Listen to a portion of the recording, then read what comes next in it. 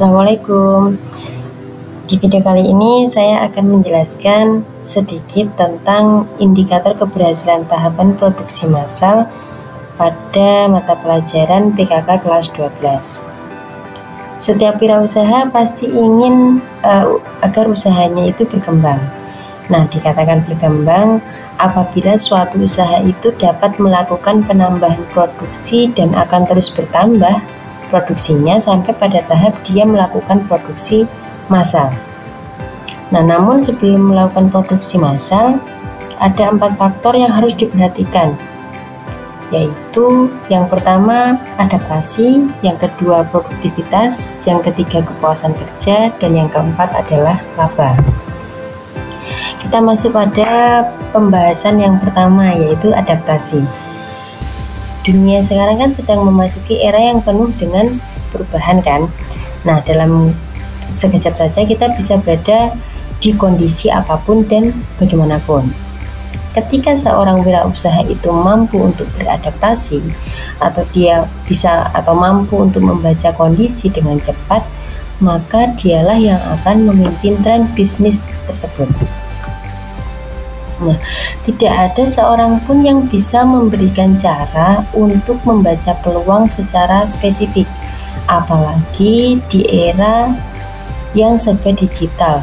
Kita kan pasti berpikir seakan-akan semua jenis usaha itu sudah ada.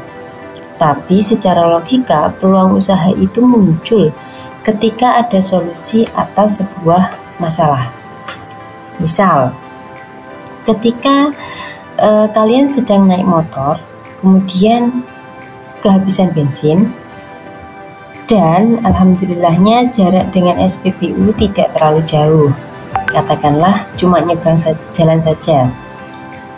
Nah, saat di SPBU itu hanya ada 2 pilihan,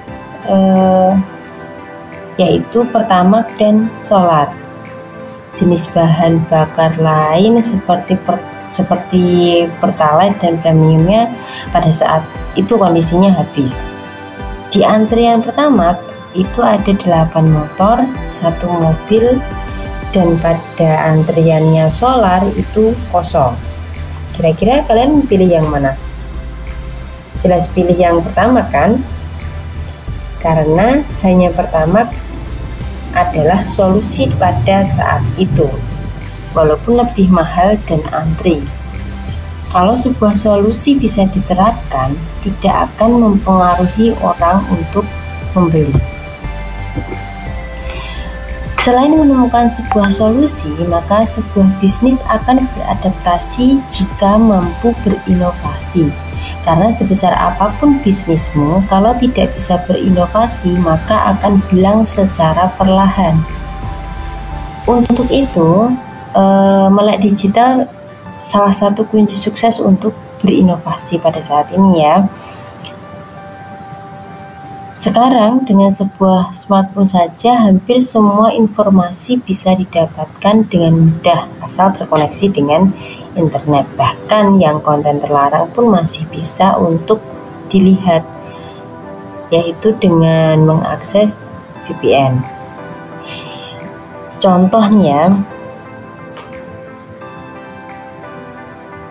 misalkan masakan kalian ini enak kata orang, apalagi kalian ketika masak mie, wah pasti ini rasanya tidak tertandingi. Lalu kalian memutuskan untuk berjualan mie. Nah, di sini kalian akan mengalami kesulitan bersaing dengan penjual mie yang sudah ada, misalkan penjual mie ayam, mie goreng, kue tiaw, yang sudah lama atau sudah berjualan lebih dulu, yang mereka pun sudah punya pelanggan. Tetapi ketika kalian ide kalian itu muncul dengan inovasi jualan mie yang nyeleneh, misalkan mie dengan level neraka, katakanlah yang paling pedasnya level jahanam, terus kemudian kalian tawarkan minumannya ada levelnya, misalkan level surga, terus kemudian yang paling sejuk kalian kasih nama level Firdaus, pasti akan menimbulkan penasaran ke calon pelanggan dan pasti ingin mencobai apa sih rasanya, begitu kan.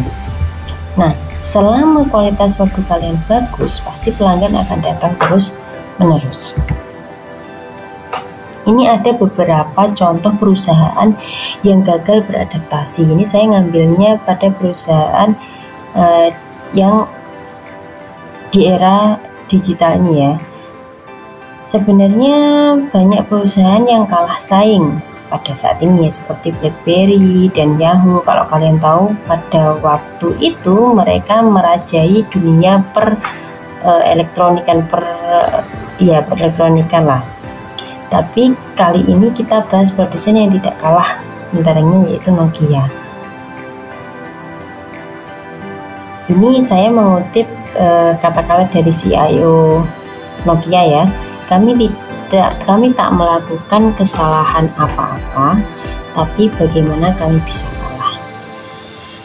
Itu kata-katanya CIO Nokia, Stephen Elop, setelah mengumumkan perusahaan raksasa ponsel itu dibeli oleh Microsoft. Bayangkan pada saat itu Nokia seterkenal apa, seviral apa.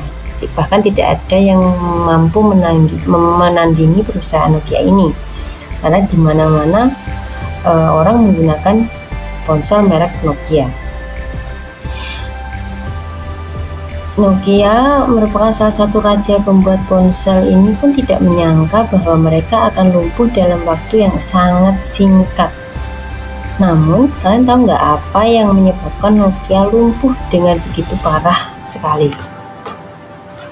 Mereka tidak membuat kesalahan ya, tapi kekeliruan mereka adalah terlalu nyaman sehingga lupa untuk berubah seiring dengan tren masa kini. Jadi dia menganggap bahwa ya kenapa, kan aku sudah bisa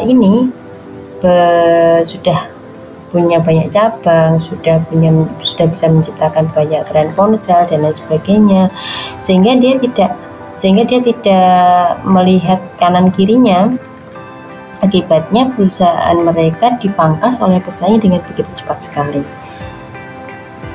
Ketika perusahaan produsen ponsel lain sedang sibuk mengeluarkan ponsel Android yang baru, Nokia masih nyaman dengan ponsel-ponsel Symbian mereka, dan akhirnya mereka yang jadi pecundang. Coba bayangkan apa yang akan terjadi jika Nokia dengan segera mengeluarkan ponsel Android ketika sistem operasi buatan Google itu booming. Tentu perusahaan mereka masih hidup hingga sekarang dan mungkin makin bertambah perkasa. Satu pelajaran yang paling penting dalam kisah kejahatan Nokia ini adalah jika kalian tidak berubah seiring dengan perkembangan waktu, maka kalian akan keluar dari kompetisi ini. Kisah kejatuhan Nokia ini patut dijadikan pelajaran, tidak hanya untuk perusahaan di luar sana, bahkan untuk individu kita sendiri. Tetapi perubahan tidak selalu berarti meniru cara orang lain berubah. Kita mungkin dapat menciptakan cara kita sendiri yang sesuai dengan situasi sekeliling, asalkan kita tidak berada di jalur lama.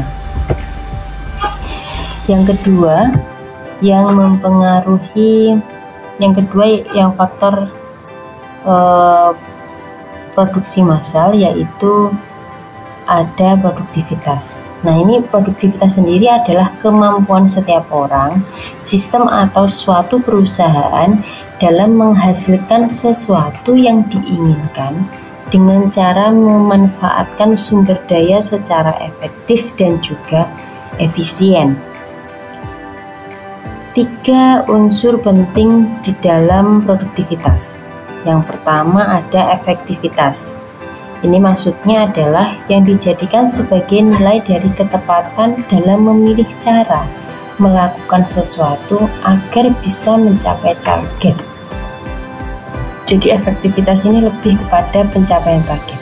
Yang kedua adalah efisiensi, yang digunakan untuk menilai ketepatan dalam melaksanakan sesuatu dengan cara menghemat sumber daya yang ada, lebih kepada penghematan sumber daya. Dan yang ketiga adalah kualitas, yang akan menyatakan seberapa jauh tingkat pemenuhan atas berbagai persyaratan, spesifikasi, atau harapan pelanggan. Nah, di sini ada dua contoh gambar produktivitas ya. Menurut kalian dari kedua gambar ini mana yang lebih produktif?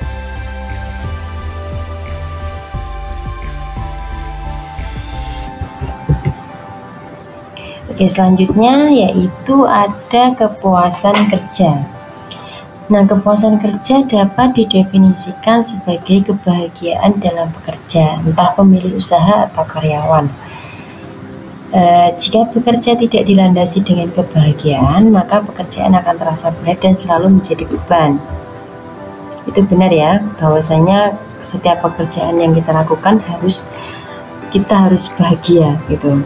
Walaupun kadangkala setiap yang dikerjakan berada pada titik tertentu muncul rasa bosan. Karena bosan sendiri juga manusiawi. Untuk itu, dalam pekerjaan perlu adanya strategi-strategi untuk memunculkan good mood atau mood yang baik, entah itu sistem kerja, refreshing, atau penghargaan. Dengan demikian dapat disimpulkan uang juga bukan satu-satunya cara untuk meningkatkan kepuasan kerja. Ada 3 kunci bahagia dalam bekerja. Yang pertama itu aman, nyaman, dan pendapatan. Aman di sini maksudnya adalah ketika kita mengerjakan sesuatu tidak ada yang ditakutkan, maka pekerjaan tersebut akan selesai dengan baik karena fokus bekerja tidak akan terbagi. Bukan berarti tidak ambil pekerjaan yang berisiko ya.